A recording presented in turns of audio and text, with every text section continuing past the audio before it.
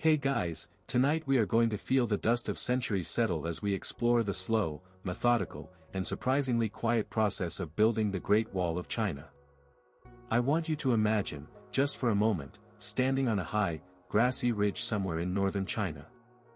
The wind is cool, carrying the scent of wild herbs and damp earth. Below you, a line of stone and brick snakes its way over the rolling hills, disappearing into a soft, hazy horizon. It feels ancient, permanent, like a feature of the landscape itself. It seems so simple from here, just a long, long wall. But its story is anything but simple. It's a story of immense effort, of quiet determination, and of countless lifetimes spent on a project so vast it defies easy comprehension. And let's be honest, given the working conditions, lack of modern plumbing, and the distinctly ungourmet food options, you probably wouldn't survive the first week of the construction process. Your desire for a morning latte alone would be grounds for dismissal. So, before you get comfortable, take a moment to like the video and subscribe, but only if you genuinely enjoy what I do here. It's always nice to see who's listening in the quiet hours. Go ahead and post your location and what time it is for you in the comments. It's fascinating to see this little community of night owls and relaxed minds stretching all across the globe. Now, dim the lights, maybe turn on a fan for that soft background hum, and let's ease into tonight's journey together. Let's begin by getting one big, popular idea out of the way. The image of the Great Wall that you hold in your mind, that majestic, gray brick dragon winding over misty peaks, is mostly a single chapter in a very, very long book. It's the wall of the Ming Dynasty, the final and most famous version. But it wasn't the first. Not by a long shot. To find the true beginnings, you have to travel much further back in time, to a period before China was even a single, unified country. You are standing now in a different landscape. It's around the 5th century BCE. The air feels raw, and the land is a patchwork of competing territories. This is the Warring States period, and the name is not an exaggeration. The concept of a unified China doesn't exist yet. Instead, you have several powerful states, the Qi, the Yan, the Zhao, the Wei, all vying for dominance. They are rivals, constantly pushing at each other's borders, like quarrelsome siblings in the world's largest sandbox. And what do you do when you have a troublesome neighbor who keeps letting their goats wander into your prize-winning vegetable patch? You build a fence. That, in the most basic sense, is what you're seeing here. These aren't grand, photogenic stone barriers. Look closer. You see men working, but not with the precision-cut blocks you might expect. They are building a wall, yes, but it's a wall of earth. You watch as a team of laborers moves along a designated line. They've built a sturdy wooden frame, two parallel walls of planks held together by posts and ropes, creating a long, narrow trough. Into this frame, they dump basket after basket of local soil, the fine, yellowish lush earth that's plentiful here. Other men, holding heavy wooden rammers with flat bottoms, step into the frame. And then begins the rhythm that will define wall building for over 1,000 years, a steady, monotonous thump, thump, thump. They pound the layer of earth until it's compressed into a hard, dense stratum, only a few inches thick. Then another layer of loose soil is shoveled in, and the tamping begins again. Layer upon layer, hour after hour, a section of wall slowly, almost imperceptibly, rises from the ground. This is the technique of hantu, or rammed earth. It's incredibly labor-intensive but surprisingly effective. When dry, this compressed earth is almost as hard as cement and can last for centuries. You walk over to a completed section and press your hand against it. It's cool and solid, flecked with small pebbles and bits of dried grass. From a distance, it blends almost perfectly with the surrounding landscape, a low, ochre ridge that looks more like a natural feature than a man-made one. These early walls are not a single, interconnected system. The state of Qi builds a wall to keep out the states of Lu and Chu. The state of Wei builds one to defend against the Qin. The Zhao and Yan build their own northern walls to fend off a different kind of threat, the nomadic Xiongnu horsemen from the vast steppes. Historians still argue whether these first walls were primarily for defense against these nomadic tribes or simply to mark territory and control trade between the rival Chinese states.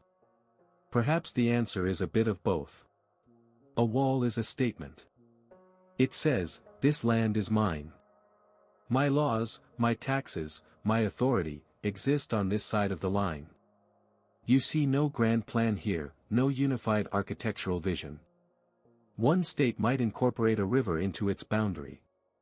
Another might build its earthen barrier along the top of a steep cliff face, using the natural topography to do most of the heavy lifting. Materials varied based on what was locally available. In some areas, you might see sections made of stacked stones or even interwoven branches and reeds packed with mud. It's practical, it's patchwork, and it's a far cry from the singular, Great Wall of legend.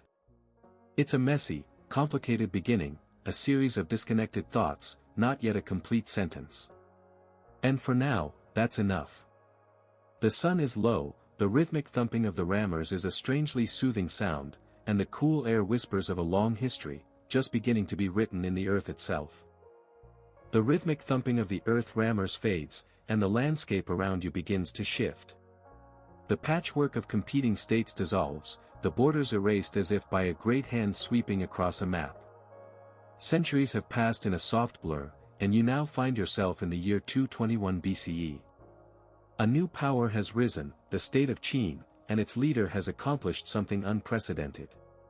He has conquered all his rivals and forged them into a single, unified empire. He calls himself Qin Shi Huang, the first emperor of China. And with a unified nation comes a unified, and much grander, set of anxieties.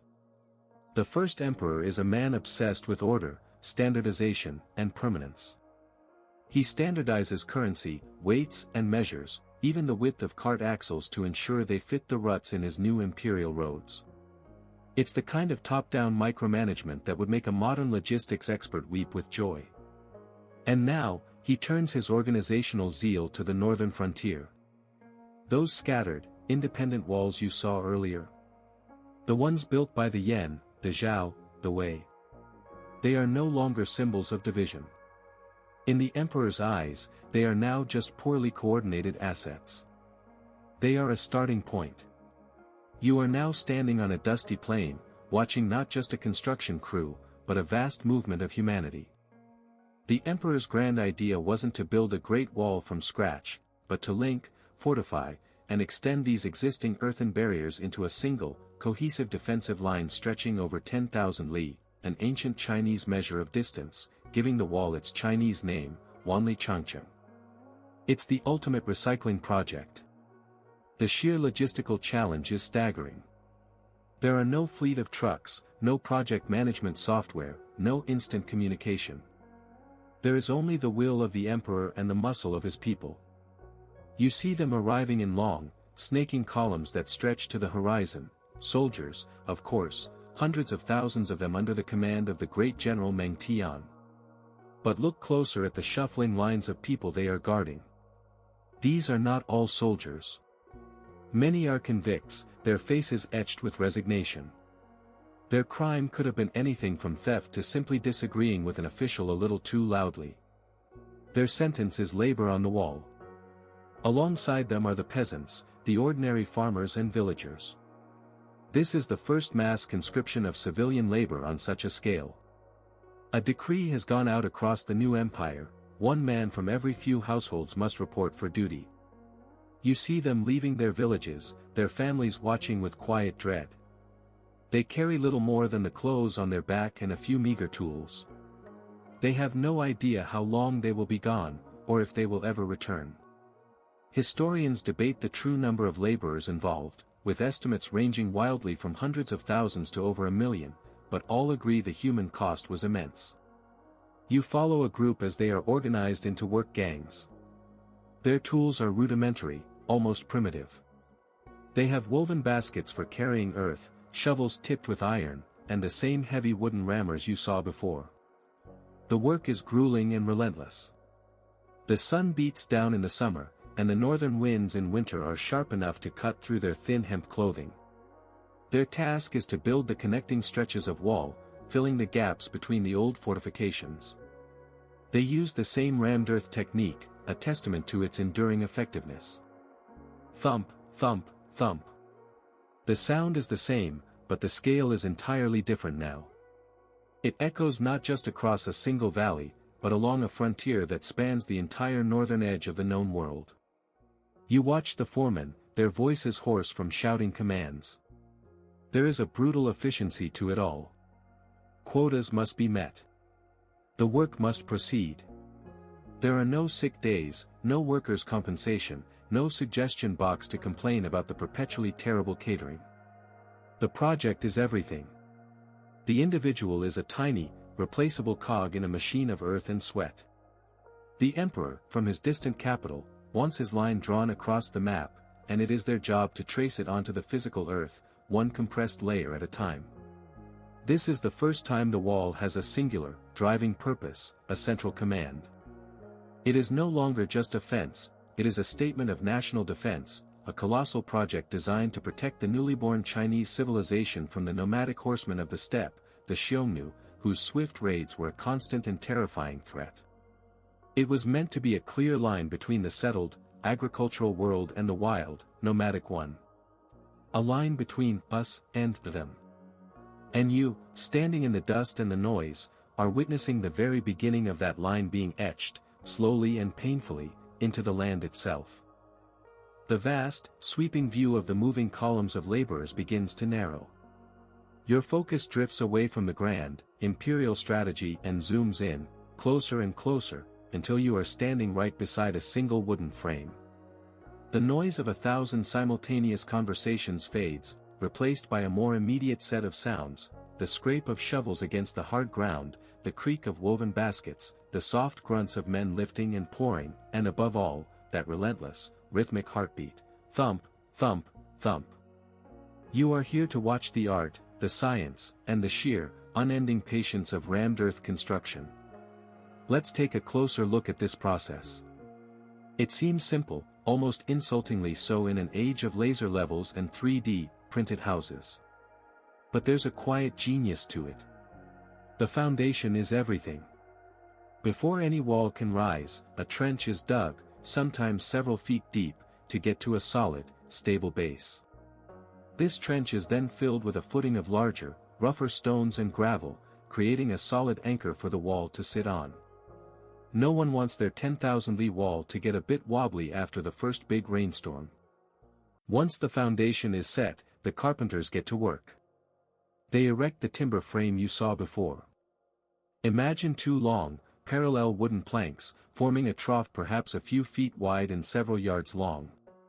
These planks are held firmly in place by a series of posts driven into the ground on the outside and connected with ropes or wooden ties that pass through the wall space.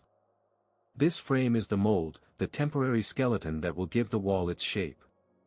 It has to be strong, because the pressure it's about to endure is immense. Now comes the main ingredient, earth. But it can't just be any old dirt. The best soil is loess, the fine, wind-blown silt that covers vast areas of northern China. It has the perfect consistency, not too much clay, not too much sand. You watch as workers haul it to the frame in baskets, their bare feet kicking up little puffs of yellow dust that hang in the still air. They pour it into the mold, filling it to a depth of only about 4 to 6 inches. It looks like nothing more than a long sandbox. Then, the rammers step in. They are men who possess a certain kind of stamina, a human metronome. Their tools are simple but effective, heavy wooden logs with a flat bottom, or sometimes flat stones attached to wooden poles. They stand inside the frame, shoulder to shoulder, and they begin to tamp. It's not a violent, frantic smashing. It's a steady, coordinated, and deeply monotonous action. They lift, they drop.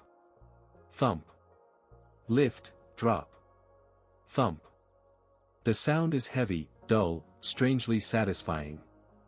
They work their way from one end of the frame to the other, compacting that loose layer of soil until it is compressed to about half its original thickness. It is now a dense, hard slab of earth. As they work, another detail catches your eye. Every so often, a worker will mix something into the loose soil. Here, it's a bit of gravel and clay to help with binding. Archaeologists still debate the exact composition of the binding agents, with some arguing for the inclusion of sticky rice slurry even in these early stages, though it's more commonly associated with the later Ming wall. In other regions, builders might mix in whatever was available: twigs, pottery shards, organic waste. It's a very organic process, a recipe adjusted by the local chefs. You might even find, as archaeologists have, small ritual items or charms being pressed into a layer, a silent prayer for the strength and longevity of the structure. Once a layer is fully compacted, the process repeats. Another 4 inches of loose earth are poured on top. The tamping begins anew.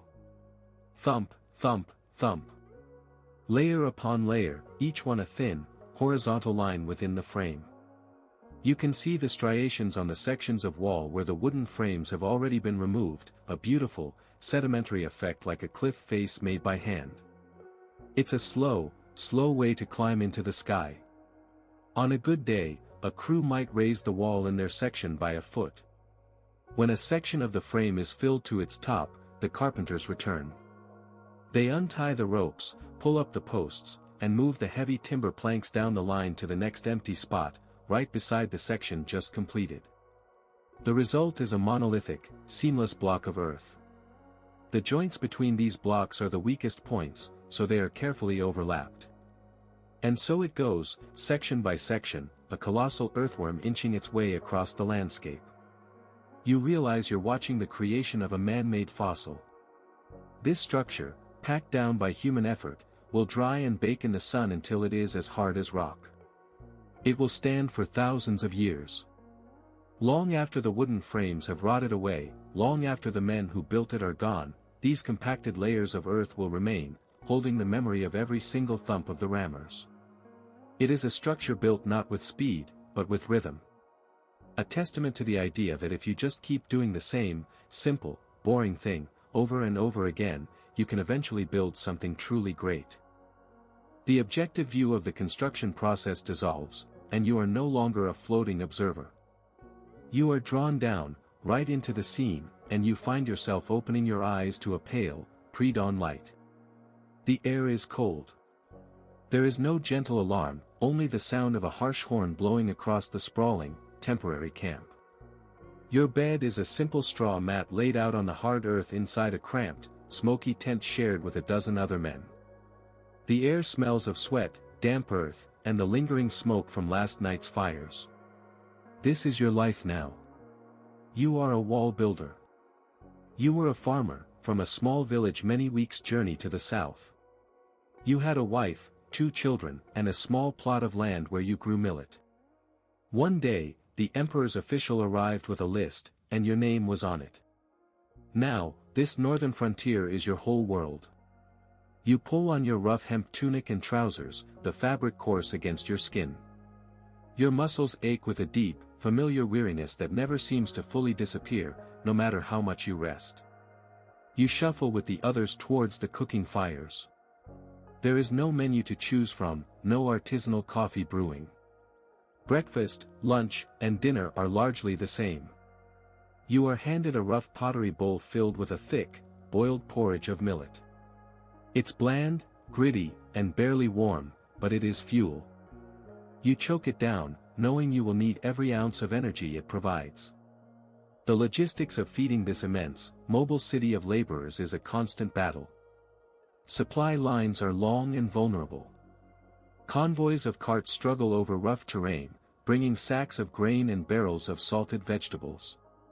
When they are late, rations are cut. Everyone here is perpetually, quietly hungry. With the meal finished, your work gang is assembled by a shouting foreman. He assigns you your task for the day. You are on tamping duty. You trudge towards the section of wall under construction, the rising sun casting your long shadow before you.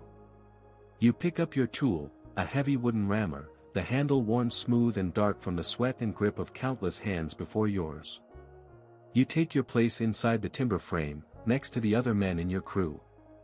The first layer of fresh, damp earth has already been shoveled in. The foreman gives a signal, and the work begins. You lift the heavy rammer. You drop it. Thump. The impact jolts up your arms. You lift it again. You drop it again. Thump. Your movements fall into the rhythm of the men beside you, a slow, synchronized dance of labor. There is no conversation. There is no energy to spare for words. The only soundtrack is the scrape of shovels, the shouts of the foreman, and the unending, percussive beat of the rammers. Thump, thump, thump. Your mind goes numb. You think of nothing but the next lift, the next drop. Your focus shrinks to the few square feet of earth in front of you. You watch it transform from loose soil to a hard, compacted surface. The sun climbs higher, beating down on your neck. Sweat stings your eyes. Dust coats your tongue. You pause only for a moment to take a sip of brackish water from a communal bucket. Popular stories and poems will one day call this, the longest cemetery on earth, and it's easy to see why.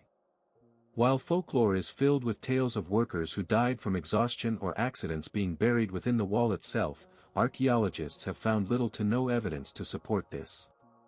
It's more likely a symbolic representation of the immense human suffering, a powerful metaphor for the lives consumed by the project. The reality is grim enough without the myths.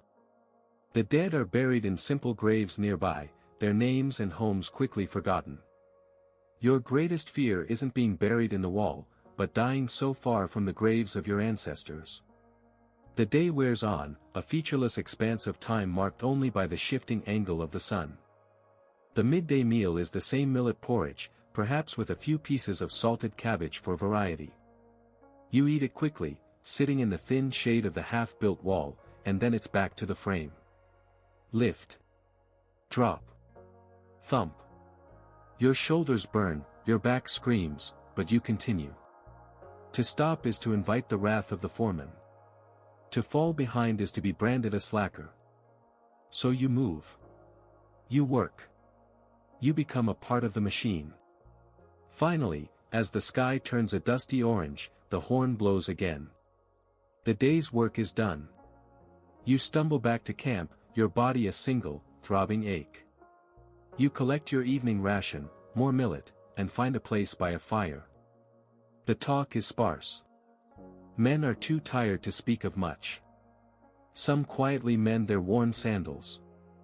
Others just stare into the flames, their faces blank. You think of your home. You try to picture your wife's face, your children's laughter. The memories are the only comfort you have, but they are also a source of deep, quiet pain. You crawl back onto your straw mat, the sounds of the camp slowly quieting around you. You fall into a heavy, dreamless sleep, knowing that when you wake, the horn will blow, the porridge will be waiting, and the wall will demand another day from you. The heavy, exhausted sleep of the Qin labor deepens, and in that quiet darkness, time itself becomes fluid. The dynasty of Qin Shi Huang, for all its ruthless efficiency and grand ambition, proves to be remarkably brittle.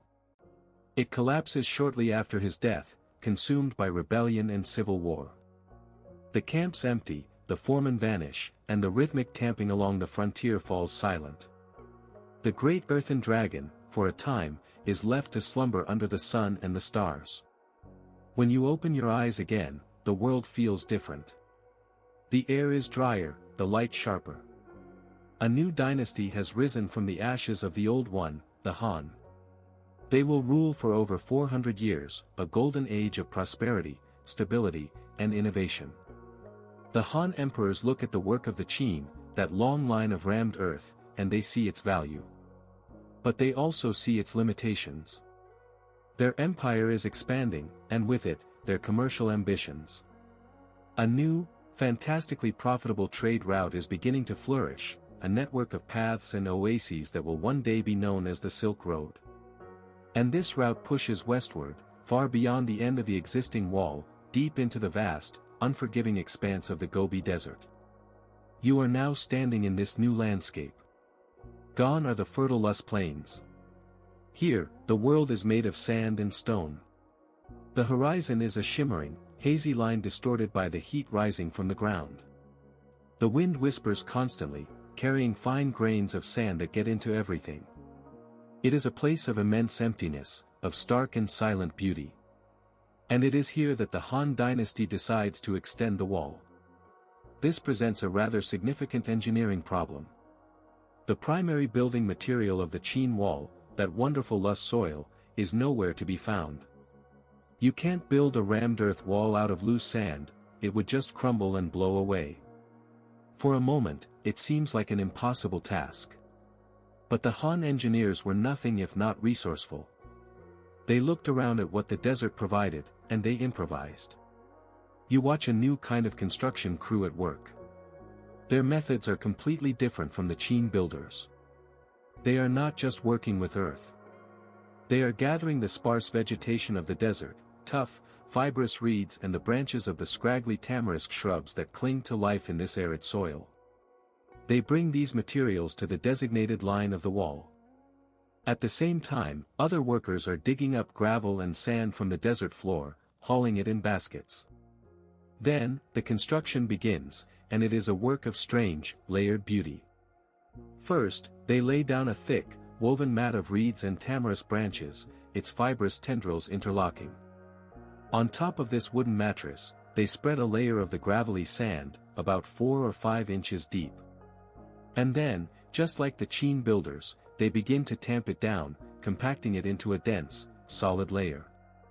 Then comes another layer of woven reeds, followed by another layer of gravel and sand, which is also tamped firm. They repeat this process over and over. Reed, gravel, tamp. Reed, gravel, tamp. It's like they're making a kind of desert lasagna. The result is a structure that is remarkably durable. The reed layers act as a kind of internal reinforcement, a rustic form of rebar, providing tensile strength and holding the compacted gravel layers together. The finished wall is not as tall as its eastern, rammed earth counterparts, often only rising to about 10 or 15 feet, but it is perfectly suited to its environment. From a distance, its alternating light and dark stripes give it a unique, almost artistic appearance. You walk along a completed section. The wind, which would have scoured away a simple mound of sand, flows over this structure. The reeds bind it, the compacted gravel gives it weight and substance. It is a testament to the philosophy of working with nature, not just against it. Historians and climatologists still debate how much the climate has changed since then, questioning whether the region was quite as arid as it is today, which would have impacted the logistics of supplying water to the builders. But even with a slightly more forgiving climate, providing water for thousands of laborers in this region was a monumental task. Every drop would have been more precious than gold. The purpose of this desert wall was also slightly different. While it was still a defensive barrier against the Xiongnu nomads, its primary function was to protect the trade caravans of the Silk Road. The wall was a lifeline for the merchants hauling their precious cargo of silk, spices, and jade. It snaked from oasis to oasis, guarding the routes, and ensuring that the commerce that was making the Han Dynasty so wealthy could proceed safely. You are witnessing the wall's first great evolution, from a purely defensive shield to a tool of economic policy, its long, sandy arms embracing and protecting the flow of global trade. The sweeping vista of the desert wall slowly zooms in, focusing on a single, square-shouldered silhouette standing stark against the pale blue sky. This structure is your new home. You are no longer an observer, you are a Han Dynasty soldier, assigned to the lonely vigil of a watchtower. Your tower is one of thousands, placed at regular intervals along the wall. It's constructed from the same materials as the wall you stand on, that desert lasagna of layered reeds and compacted gravel you saw being made. Inside, it's surprisingly cool, the thick walls insulating you from the oppressive heat of the day. The space is cramped, divided into a few small levels. The ground floor is for storage, jars of water, sacks of grain, and tools. The middle level is your living quarters, which is a rather generous term for a simple wooden platform where you lay your bedroll. The top level, open to the sky, is your office. You climb the rough wooden ladder to the rooftop platform. The first thing that strikes you is the silence. It's a profound, ringing silence that you can feel in your bones. It's broken only by the perpetual, soft whisper of the wind. Your world has shrunk to this 10-foot square platform, and at the same time, it has expanded to encompass the entire, vast horizon. Your job is simple, and it is crushingly, mind-numbingly dull. You watch. That's it. Your eyes scan the immense, empty landscape to the north, the direction from which the Xiongnu might appear. You stare at the shimmering heat haze, the distant, hazy mountains, and the endless sea of sand and rock until your eyes water. You are looking for one thing, a plume of dust on the horizon, the telltale sign of horsemen. Your gaze then shifts to the east. In the far distance, barely visible, is the next watchtower, a tiny, dark smudge against the landscape. You watch it as intently as you watch the empty desert. Then you look to the west, and there, another identical tower stands in the shimmering distance. You are a single bead on a very, very long string. Your entire purpose is to be ready to pass a message. On the roof with you, carefully protected from the elements, is your communication equipment. It's a small clay brazier, and beside it, a pile of your most important ammunition, dried wolf dung. It sounds like a joke, and you've certainly made a few of them yourself under your breath, but the reasoning is sound. It was believed that burning the droppings of a wolf, the eternal enemy of the steppe nomads, produced a uniquely thick, dark, and straight column of smoke. It wouldn't diffuse in the wind as quickly as smoke from ordinary wood, making it clearly visible from miles away. At night, you would use fire itself, the bright flame serving the same purpose. Military historians still debate the precise meaning of different signal combinations, whether a single plume of smoke meant a small raiding party of 100 men, while two plumes signaled a force of 1,000 or more.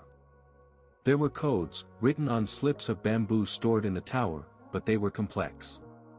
A message could be relayed along the wall at incredible speed, far faster than a horseman could gallop. A warning from the frontier could reach the commanders in the regional garrisons in a matter of hours. You are a human telegraph wire. A lonely, bored, and slightly smelly telegraph wire. A typical day is a study in monotony. You wake before dawn, chew on some dry, hard bread and take a sip of stale water.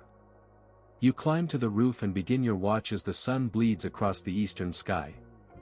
You watch. You stare. The sun climbs. It gets hot. You retreat to the shade of the parapet, but your eyes never stop scanning. You eat your midday meal of more dry bread and maybe some pickled vegetables. You watch. The afternoon sun beats down. The silence stretches. You start to notice the smallest details, the way a lizard skitters across the stones, the shadow of a lone eagle circling high above. These tiny events become the highlights of your day. You have companions, a small squad of 4 or 5 other men, but your shifts are staggered. The interactions are brief, functional.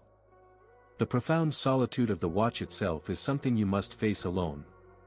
You think about your family back in your village, a place so green and wet and full of life it feels like a different planet.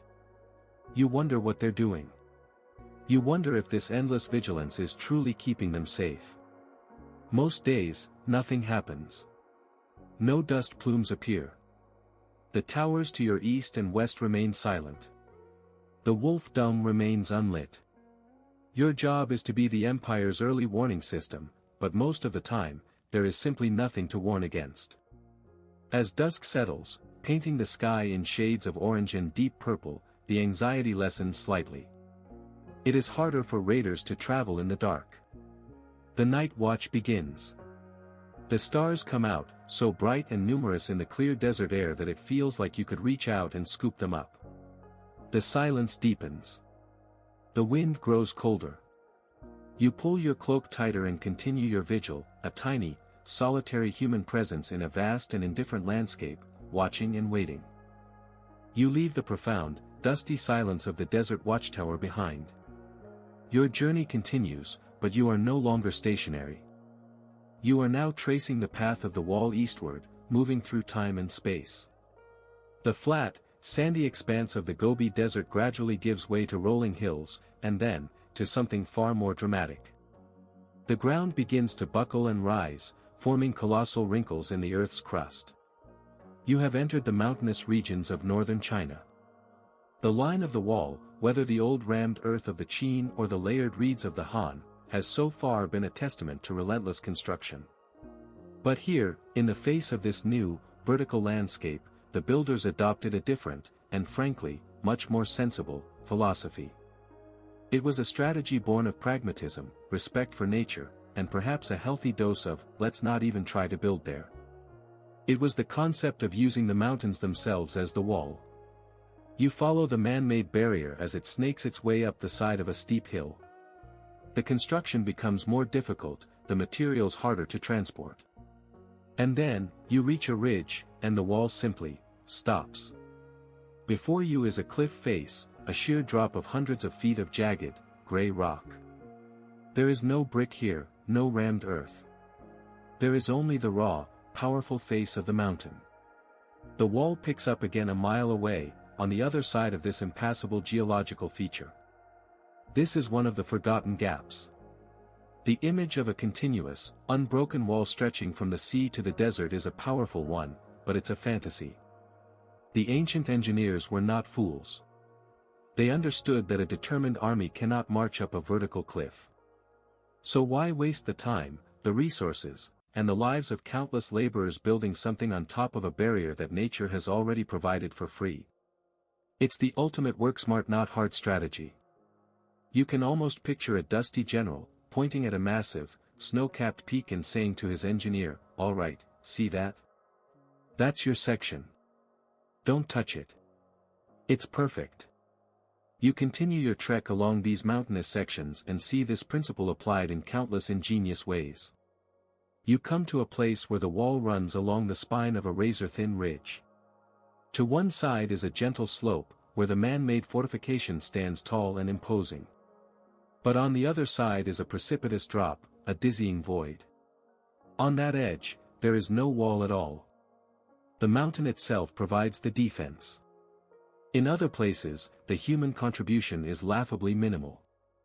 You scramble up a steep, rocky incline, following what seems to be the path. You realize the wall here consists of nothing more than the original mountain slope having been made just a little bit steeper. The builders simply chipped away at the rock face, transforming a difficult climb into a nearly impossible one. It's the architectural equivalent of putting a bit of oil on the floor to make sure nobody can get their footing. Then you find the rivers. A wide, fast-flowing river can be just as effective a barrier as a mountain range.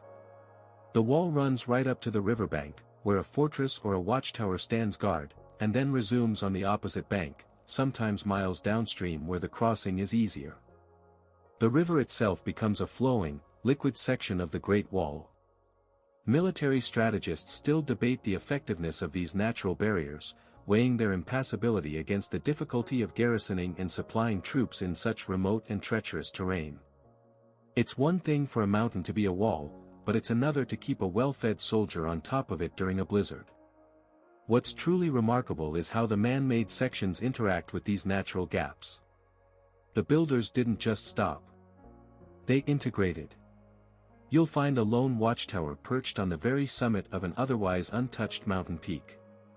From this vantage point, a small garrison of soldiers could observe the entire valley, guarding the natural section of the wall. They might see a small raiding party attempting to use a narrow, hidden goat track to bypass the defenses. A single smoke signal from that lonely peak would be enough to alert the troops in the forts down below. You even find places where the definition of wall gets incredibly blurry. On one particularly steep cliff face, you find a series of small, crudely carved notches ascending the rock. It's a staircase, but a perilous one, usable only by a single person at a time. This was the patrol path. A soldier would have to cling to the rock, inching his way along the cliff, just to make sure no one else was trying the same thing. This wasn't a barrier to stop an army, but a simple, terrifying path to ensure the impassable remained so. This discovery changes your entire perception of the wall. It is not a single, static object. It is a dynamic system, a conversation between human effort and the natural landscape. It breathes with the contours of the earth, embracing mountains and rivers as part of its very fabric. It is a work of immense strength, but also of immense humility, a recognition that sometimes the greatest act of engineering is knowing when to put your tools down and let nature do the work for you. The high mountain passes and their raw, rocky barriers begin to fade. Time, once again, washes over the landscape, and with it comes a profound quiet. The great Han Dynasty, which pushed the wall into the desert and guarded the Silk Road, eventually crumbles. Its fall in 220 CE ushers in centuries of division and strife, the era of the Three Kingdoms, the Northern and Southern dynasties. The unified empire that had the will and the resources to maintain such a colossal structure is gone.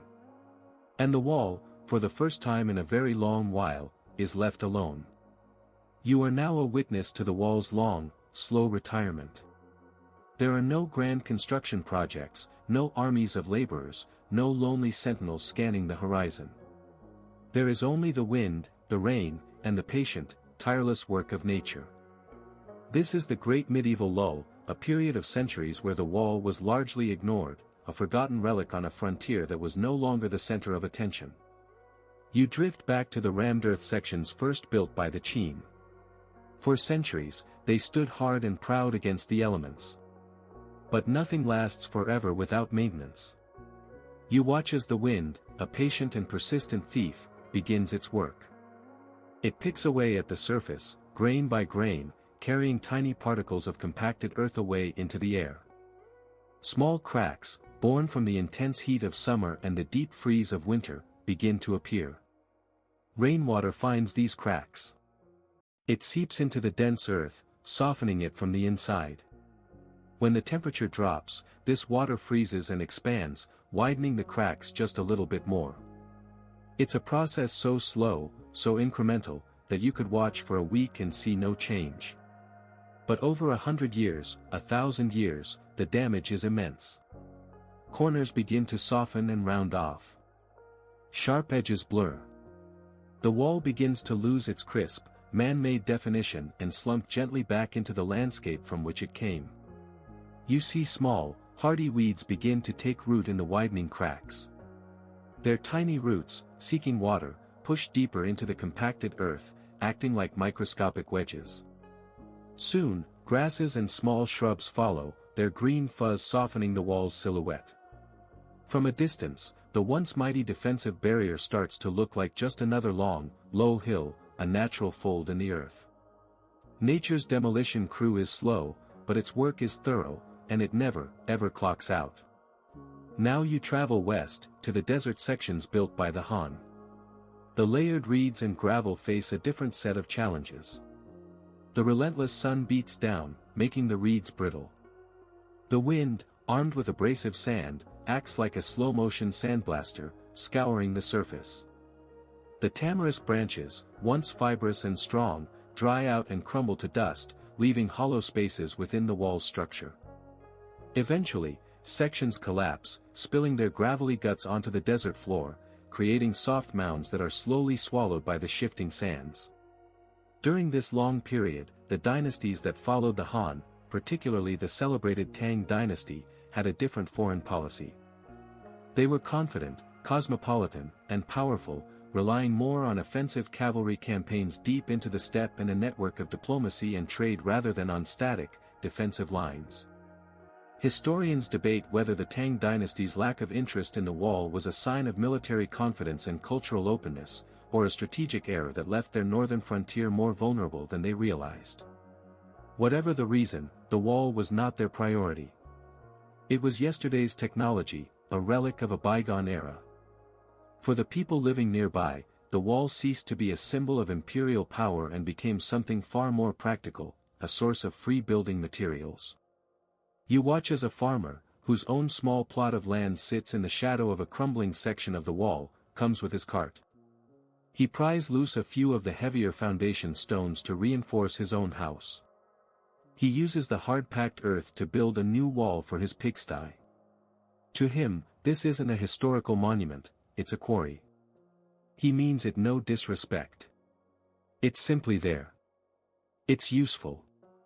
Across the north, the Great Wall is slowly disassembled, recycled back into the fabric of ordinary life, one stone, one basket of earth at a time. The watchtowers, once manned by lonely soldiers, now stand empty. Birds build their nests in the crumbling parapets. The wind whistles through the arrow slits, a mournful, hollow sound. The wolf dung lies unburnt. The signal fires are cold. The wall is no longer a barrier dividing civilization from the barbarians. It is now just a feature of the local landscape, a convenient path to get from one village to the next, a place for shepherds to shelter their flocks from the wind, a silent, sleeping dragon, its back covered in a soft blanket of green. It is waiting. Its story is not over. It is simply in a deep, centuries-long slumber, dreaming of the day it will be needed once more. The long, quiet slumber of the wall comes to an end. The centuries of neglect, of slow crumbling and quiet recycling, are over. Dynasties have risen and fallen. The Great Tang, the Song, and then, most significantly, the Yuan dynasty, the empire established by the Mongol leader Kublai Khan, grandson of Genghis Khan. For the first time, China was ruled by the very people of the northern steppe against whom the walls had originally been built. For them, a defensive wall on their northern border was, to put it mildly, entirely pointless. But the Mongol rule eventually waned, and in 1368, a new native Chinese dynasty drove them out and reclaimed the empire. This was the Ming Dynasty. And the Ming emperors lived with a constant, nagging memory. They knew how formidable the Mongol horsemen were. They had pushed them back out onto the steppe, but they lived in perpetual fear that they might one day return. This fear, this collective national trauma, would fuel the single greatest construction project in human history. You are standing now on a familiar grassy ridge, looking at a familiar, slumped, and weed-covered mound of ancient rammed earth. It's a relic of the Qin or the Han, sleeping peacefully. But something new is happening. The air is no longer silent. It's filled with the sharp clink of hammer on chisel, the distant shouts of men, and the groan of heavily laden carts. The wall is waking up. This is the beginning of its great renaissance. The Ming emperors looked at the old earthen walls and, while respecting the effort, decided it was time for a major upgrade. This wasn't going to be a simple repair job. This was a complete teardown and rebuild. They weren't just building a wall, they were building the ultimate wall, the premium subscription model with all the bells and whistles. Historians continue to debate the primary motivation for this colossal undertaking, whether it was a purely defensive reaction to the formidable Mongol threat or also a massive infrastructure project designed to cement Ming authority and project an image of unshakable permanence. Looking at the sheer scale of it, it's easy to believe it was both. You watch as a new kind of workforce arrives. This is no longer just a mass of conscripted peasants and convicts like in the Qin era. This is a sophisticated, organized, and specialized operation. You see teams of quarrymen, their bodies lean and powerful, expertly splitting huge blocks of granite from the mountainsides. They use iron wedges and heavy sledgehammers, finding the natural grain of the stone and breaking off massive, rough-hewn slabs. These slabs are then handed over to the masons. These are skilled artisans. You watch one as he studies a rough block of stone, his eyes tracing lines that only he can see. With his hammer and chisel, he begins to work, chipping and shaping the stone, transforming it from a random piece of rock into a precisely angled block that will fit perfectly into place. The ground around him is littered with stone dust and chippings. Then there is the brick making. At countless kilns set up in the valleys near the wall, another army of laborers is at work. They mix clay and water, press the thick mud into wooden molds, and slide the wet, green bricks out to dry in the sun. Once dried, the bricks are stacked carefully inside the kiln, a large, domed structure of earth and stone. A fire is lit, and for days it is kept burning at a precise, intense heat, baking the bricks until they are hard, durable, and a deep, uniform gray. The sheer logistics are mind-boggling. Millions upon millions of these gray bricks and heavy stone blocks had to be transported from the quarries and kilns up to the construction sites on the high mountain ridges. You see teams of men straining to push heavy, single-wheeled wheelbarrows up steep, narrow paths.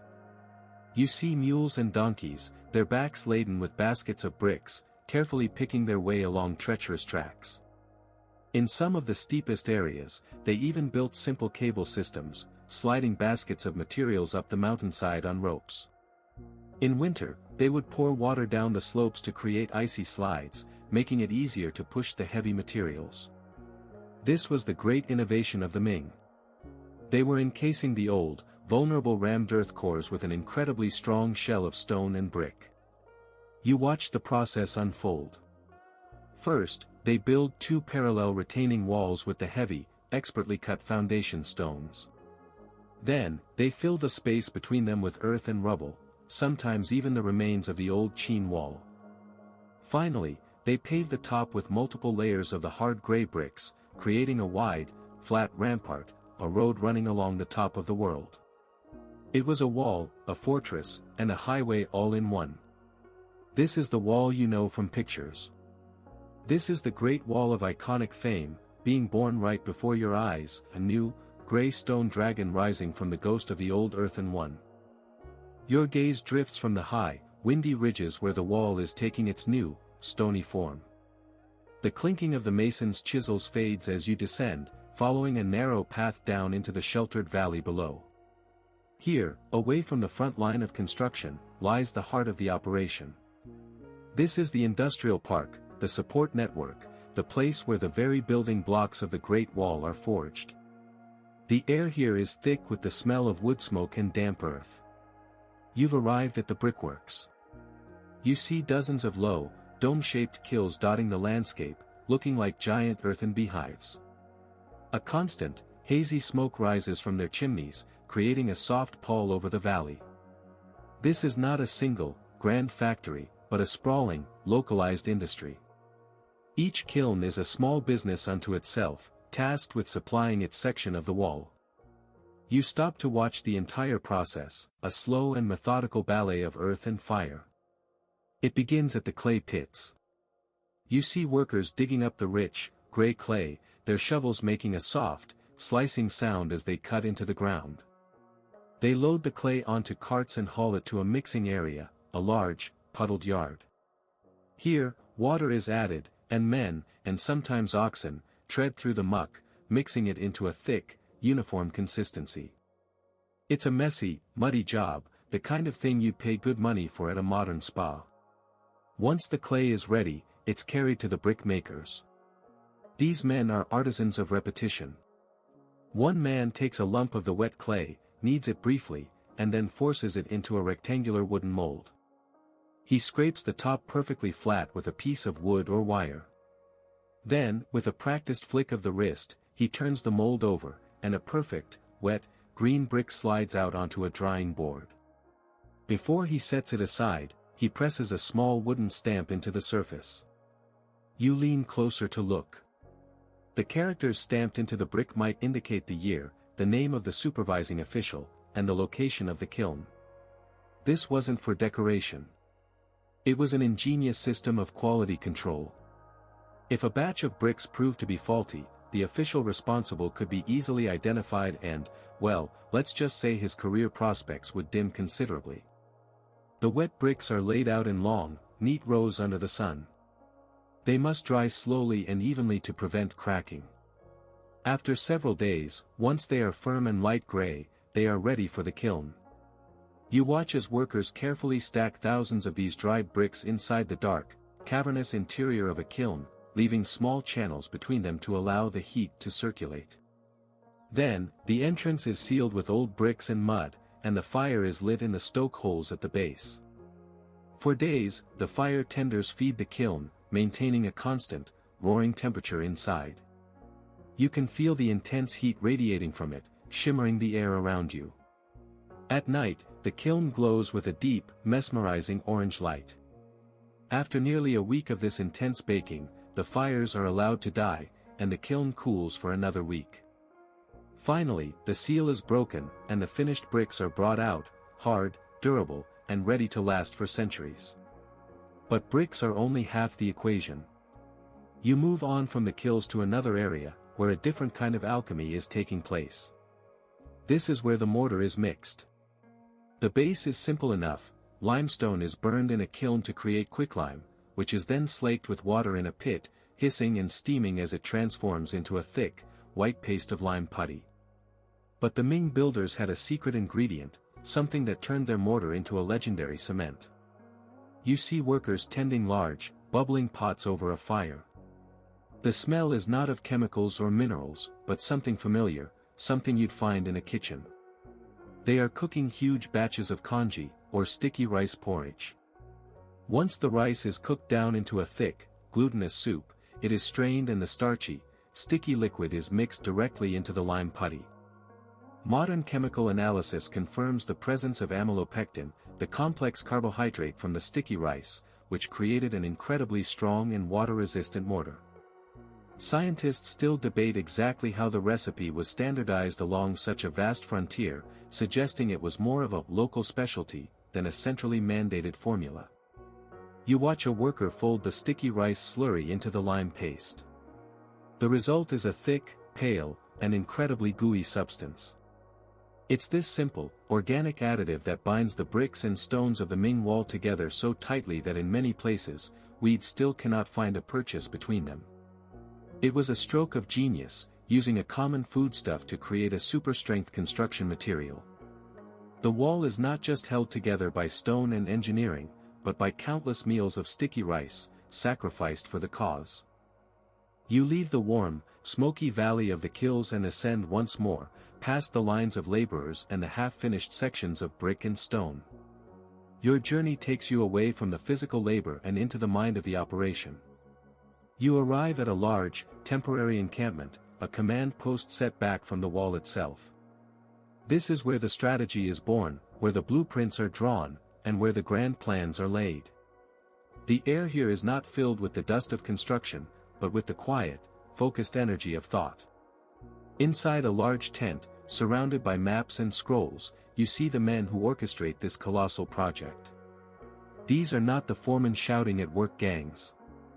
These are the generals, the military engineers, the master planners. And one figure, in particular, draws your attention. He is General Qi Jiguang, one of the most brilliant military minds of the Ming Dynasty. He is not a young man. His face is lined with the experience of a long and storied career, but his eyes are sharp, darting across a detailed silk map of the frontier. Qi Jiguang was a military innovator, a man who understood that a wall is only as good as the soldiers who man it and the fortifications that support them. He had spent years fighting pirates along China's southeastern coast, developing new training techniques and combined arms tactics. Now, in the mid-16th century, he was transferred to the northern border to supervise the wall's construction. Military historians still debate how much of Qi Jiguang's revolutionary designs were based on his experiences fighting pirates on the southeast coast versus adaptations of older, northern defensive theories. But whatever the source of his ideas, he would transform the wall into a truly integrated defensive system. You watch as he unrolls a new scroll. It's not a map, but a detailed architectural drawing. He is redesigning the watchtowers.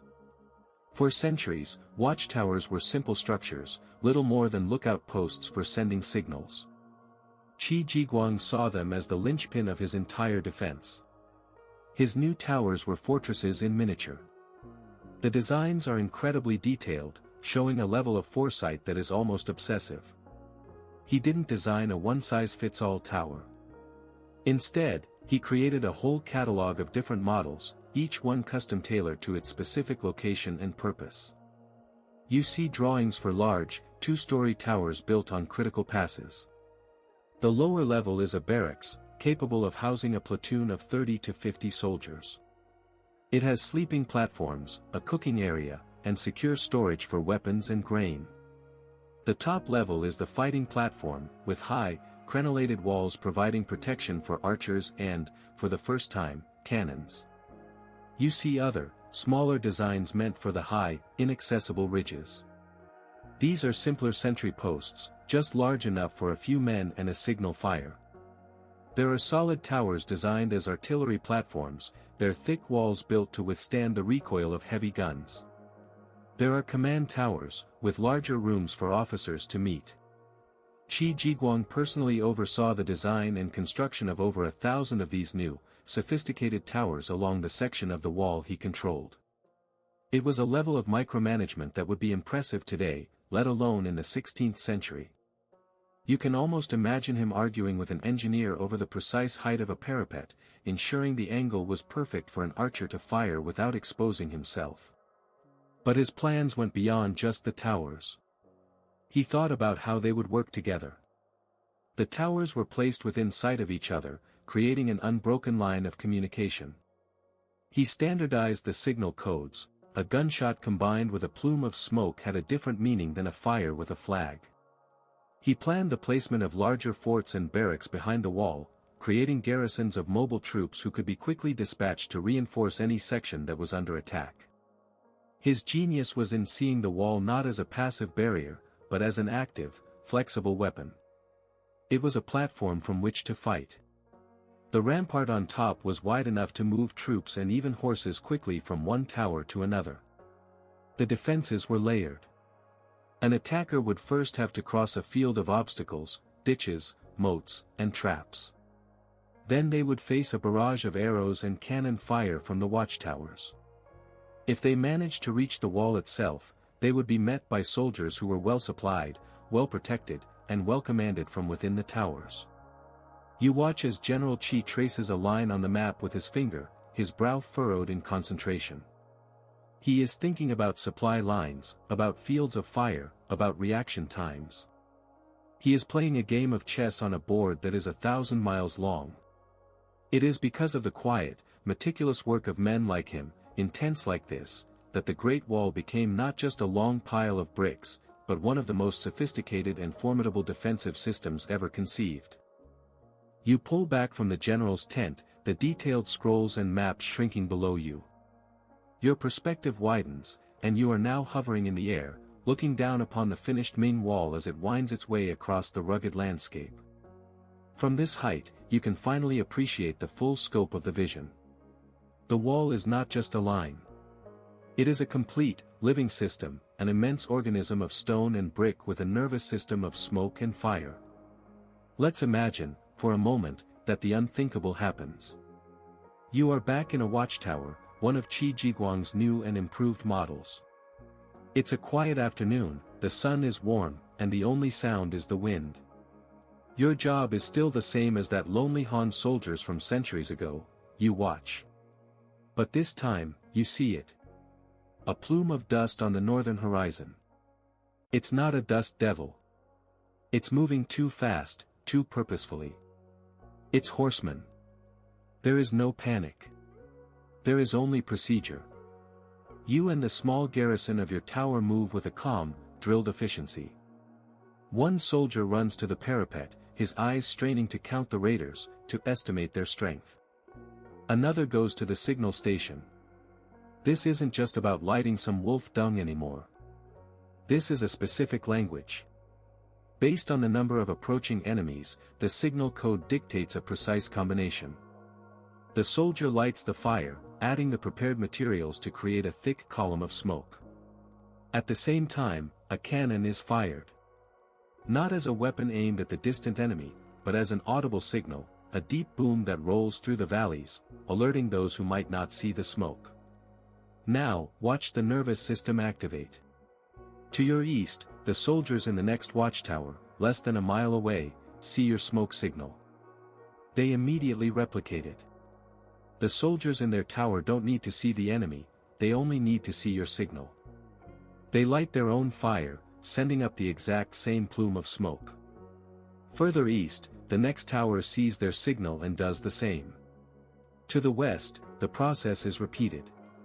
A wave of communication ripples down the wall in both directions, the message passed from tower to tower at the speed of sight. Within minutes, dozens of miles of the wall know that a threat has been detected at your position. But the system doesn't stop there. Behind the main line of the wall, set back several miles in a secure valley, is a large, permanent fortress. This is a regional garrison, home to hundreds, or even thousands, of professional soldiers, including cavalry. The lookouts at this fort have also seen the signals. The commander is alerted. He knows the location and, based on the specific smoke signal, the approximate size of the invading force. He doesn't have to guess. He has the data. An alarm sounds through the fortress, a horn, or a large drum. The soldiers, who have drilled for this moment endlessly, assemble in the courtyard. The cavalry mount their horses. Within the hour, a well-armed, mobile relief force is galloping out of the fortress, heading directly towards your section of the wall to reinforce you. This is the essence of the defense in-depth strategy. The wall itself is meant to do one thing: buy time. It's a speed bump, designed to slow the enemy down and signal their location. The real fight would be done by the mobile relief forces. As you look closer, you notice other subtleties. In this particularly vulnerable mountain pass, you see a second wall, running parallel to the main one about a half-mile behind it. This is a subsidiary wall, a backup. If the attackers were to somehow breach your tower and the main wall, they would not find an open path to the heartland. They would find another wall waiting for them, another frustrating obstacle to overcome while the Ming relief army closes in. It's a beautifully bureaucratic and deeply frustrating defense for any attacker to face. Historians debate the actual effectiveness of this system in large-scale conflicts, noting that while it was formidable against small raids, its linear nature could be outmaneuvered by a large, determined army, as later events would prove. A massive force could, in theory, feint an attack at one point, drawing the relief forces there, while the main army attacks a weaker section miles away. But against the constant, low-level threat of raiding parties, it was a work of genius. You see now that the wall itself is just the outer shell, the most visible part of the system. The true strength lies in the network. The watchtowers are the eyes, the smoke signals are the nerves, the forts are the muscles, and the generals like Qi Jiguang are the brain. It is all designed to work in slow, methodical, and relentless coordination. The signal goes up, the procedure is followed, the army is dispatched. It's a vast, interconnected machine, designed to turn the chaos of an attack into a predictable, manageable, and ultimately, boringly administrative event. The imagined sounds of cannons and galloping horses fade away, replaced by a low, steady hum of human activity. Your perspective shifts from the lonely stretches of the wall to one of its vital organs, a massive, fortified gatehouse. You are now at Jiayu Pass, the so-called first and greatest pass under heaven, the westernmost starting point of the Ming Wall. This isn't just a fortress, it's an office. It's a customs checkpoint, a border crossing, and a bustling hub of international commerce. You've spent so much time seeing the wall as a barrier designed to keep people out, a line drawn between US and them. But here, you see its other, equally important function, to control who, and what, comes in. The wall wasn't just a shield, it was a filter. It funneled all the lucrative traffic of the Silk Road through these specific, heavily guarded gates, where the Ming government could monitor, regulate, and, most importantly, tax everything that passed. You find a place to observe near the towering inner gate. The air is thick with 100 new smells. You can pick out the dusty, animal scent of camels, the sharp tang of spices you can't name, the sweet perfume of incense, and the earthy smell of tea. The sound is a low murmur of a dozen different languages and dialects as merchants, travelers, monks, and officials all mingle and wait. It's the ancient equivalent of a busy airport terminal, but with significantly more livestock. You watch as a long caravan, having just arrived from the west, waits patiently in the outer courtyard. These merchants have traveled for months, coming from Samarkand, Persia, or even further afield. Their camels are laden with precious goods. The massive wooden gates are open just enough to allow one merchant and his goods to come through at a time. He leads his camels into an inspection area, where Ming officials, looking unimpeachably bored and bureaucratic, are waiting. One official, holding a brush and a bamboo ledger, begins the questioning. "Where are you from?" Where are you going? What goods do you carry?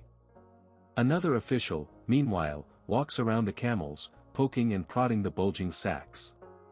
He unties one, letting a small cascade of fragrant peppercorns spill into his hand. He examines them, sniffs them, and then nods. He moves to another sack, this one containing tightly woven carpets, and another filled with medicinal herbs. Everything must be declared. There was nothing to declare, laying here. After the goods are inspected, the head official calculates the tax. It's a complicated formula based on the type and quantity of the goods. The merchant, after some token grumbling that is part of the ritual, pays the tax in silver coins, which are carefully weighed and tested by another functionary. Finally, after what seems like an eternity of paperwork and inspections, the official takes his brush, dips it in ink, and makes a mark in his ledger. He hands the merchant a small clay tablet with an official stamp, his entry visa and tax receipt all in one. The merchant can now proceed into the empire. It's a slow, methodical, and wonderfully boring process. And it happens over and over, all day long. But look closely at what is actually crossing this border. Yes, there are spices, carpets, and jade. But there is so much more. You see a group of Buddhist monks, their heads shaved and their robes a deep saffron color, patiently waiting their turn. They carry not goods for sale, but sacred texts, religious ideas that will flow into China along these same trade routes. You see a troupe of acrobats and musicians from Central Asia, hoping to find a wealthy patron in the capital. You even see a cage containing a peacock, its brilliant feathers a splash of impossible color, destined for the garden of some rich official. The wall is filtering culture itself. It is the membrane through which new ideas, new technologies, new religions, and new art forms pass into the empire, and through which Chinese goods like silk, porcelain, and tea flow out to the rest of the world. It is less a brick wall and more a national customs office on a continental scale. Of course, this control had a cost. Economists and historians still debate the overall economic impact of the wall, arguing whether the taxes collected and security provided outweighed the immense cost of its construction and maintenance. Did this grand project pay for itself through regulated trade, or was it a net drain on the imperial treasury? The ledgers of the officials at Jiayu Pass hold one side of the story, while the immense cost of the mortar and bricks tells the other. As the sun begins to set, casting long shadows across the courtyard, the great gates are closed and barred for the night. The caravans that didn't make it through must camp outside the walls, waiting for morning. The officials put away their brushes and their ledgers. The day's commerce is done. Here, at this vital intersection, the wall has performed its other, quieter duty, not with smoke signals and cannons, but with the patient, methodical, and deeply unexciting work of administration. The busy, commercial hum of Jiayu Pass begins to fade, and a chill settles in the air. Time moves forward again, into the early 17th century. The magnificent Ming Dynasty, which raised this great stone dragon from the earth, is in trouble. From the outside, the wall appears as mighty as ever. The watchtowers stand proud, the ramparts are broad and strong, and the garrisons are still manned. But a wall is only as strong as the empire it protects, and the Ming Empire is rotting from within. You can feel the change. The government is plagued by corruption, the court is paralyzed by infighting, and the economy is failing. A series of famines has pushed the peasantry into open, bloody rebellion. The disciplined, well-supplied armies that once manned the wall have been drawn away to fight these internal fires, or their pay has been stolen by corrupt officials, leaving them demoralized and ineffective. The great defensive system, for all its clever design, is running on fumes. Meanwhile, technology is marching on. You stand on a watchtower and look at the cannons Qi Jiguang so carefully planned for. They look formidable, their black iron mouths pointing north. But in a strange twist of history, many of these advanced weapons were designed or influenced by Europeans, Jesuit missionaries who had found their way to the Ming court. The technology of faraway barbarians was now the last line of defense. The world was becoming smaller, and the very idea of a simple line on the ground to divide us from them was growing obsolete. A new power, the Manchus, has risen in the northeast, uniting the tribes there into a formidable state. They have learned from the Mongols, and they have also learned from the Ming. They have their own cannons now. The wall is no longer facing horsemen with bows and arrows, it's facing a modern, disciplined army. The end comes not with a bang, but with the creak of a hinge. The year is 1644.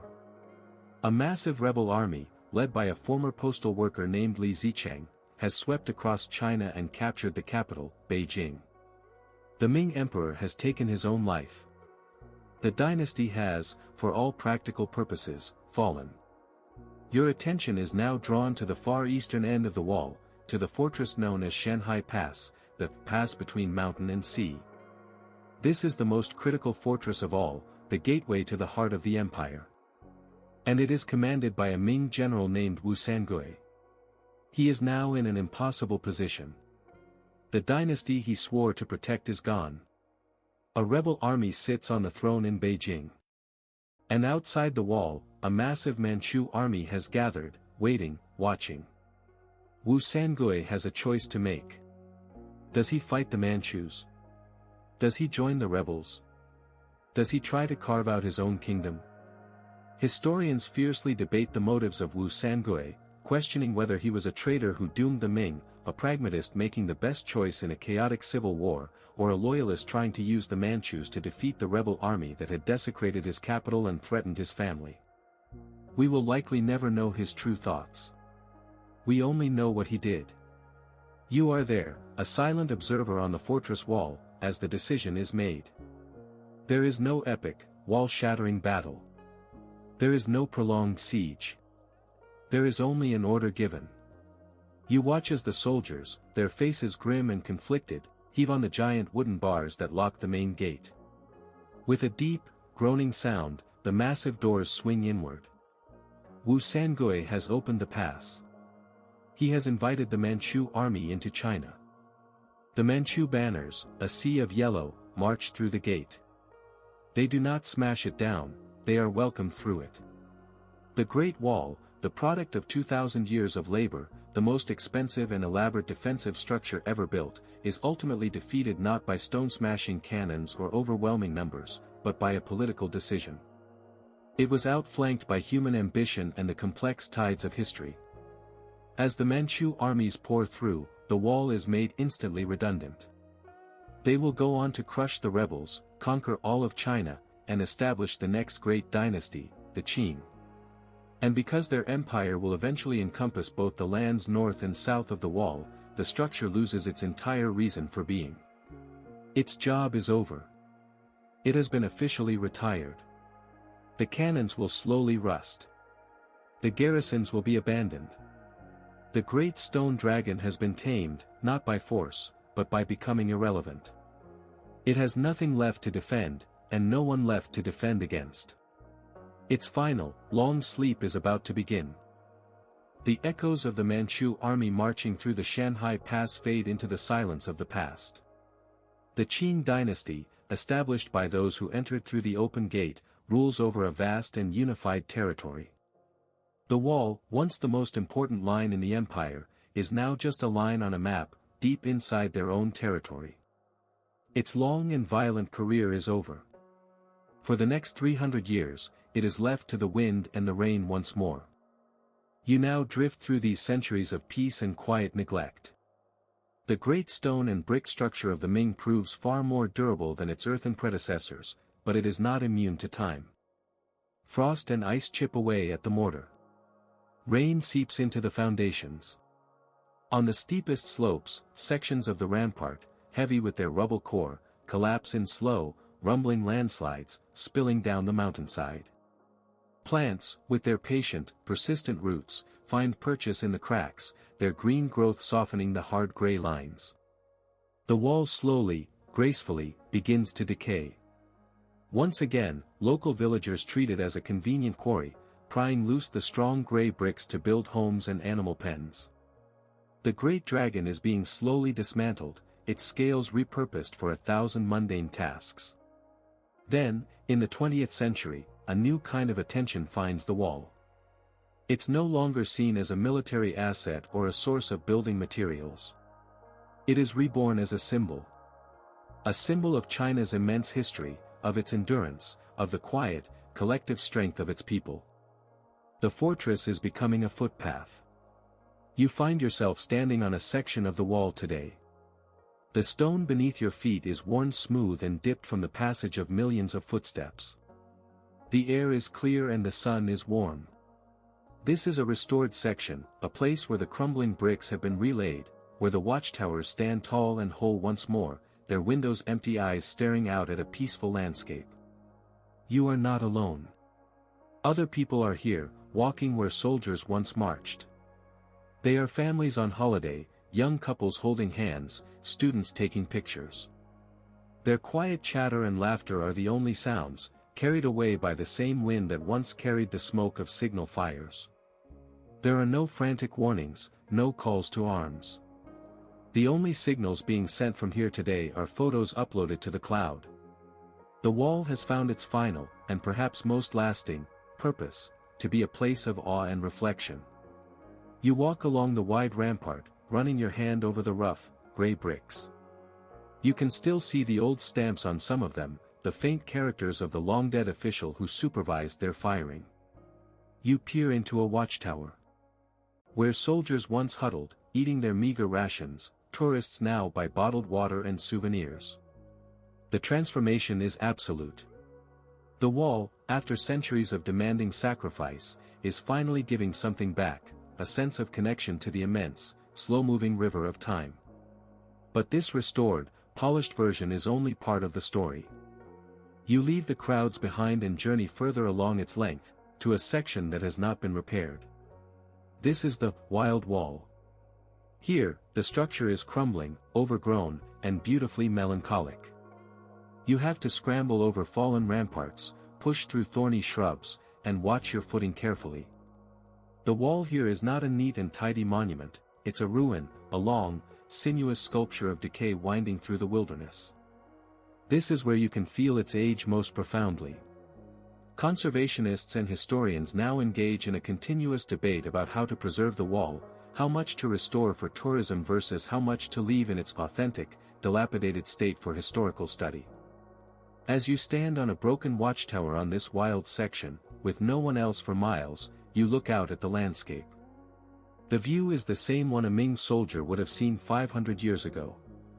The mountains roll away to the horizon, the wind whispers through the empty windows, and the great, silent dragon slumbers at your feet. It has been a barrier, a highway, a customs office, a fortress, and a quarry. Now, it is simply a story, written in earth and stone, a long, quiet line that tells of the slow, methodical, and unending human desire to build something that lasts. And so, our long journey along the wall comes to a gentle end. The story fades, the details begin to soften, and the immense stone dragon settles back into the landscape of your mind, its long, winding form now just a peaceful contour in the rolling hills of your imagination. The sounds of construction, the clink of chisels and the thump of rammed earth, have all fallen silent, replaced by the soft, steady whisper of the wind that has been the wall's one constant companion for thousands of years. There is nothing more to build, nothing more to defend. The work is finally, truly, done. Let the feeling of that immense stillness settle over you now. The watchtowers are empty, the soldiers are asleep, and the great gates are closed on a world of quiet and calm. All the effort, all the ambition, all the centuries of toil have resolved into this single moment of deep, profound rest.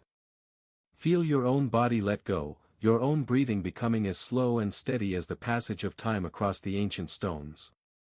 There are no more signals to watch for, no more duties to perform. There is only the quiet of this moment, and the gentle descent into your own peaceful slumber. Allow the last images to dissolve into soft, hazy shapes, and let the silence cradle you as you drift away, deeper and deeper, into a comfortable and well-deserved sleep.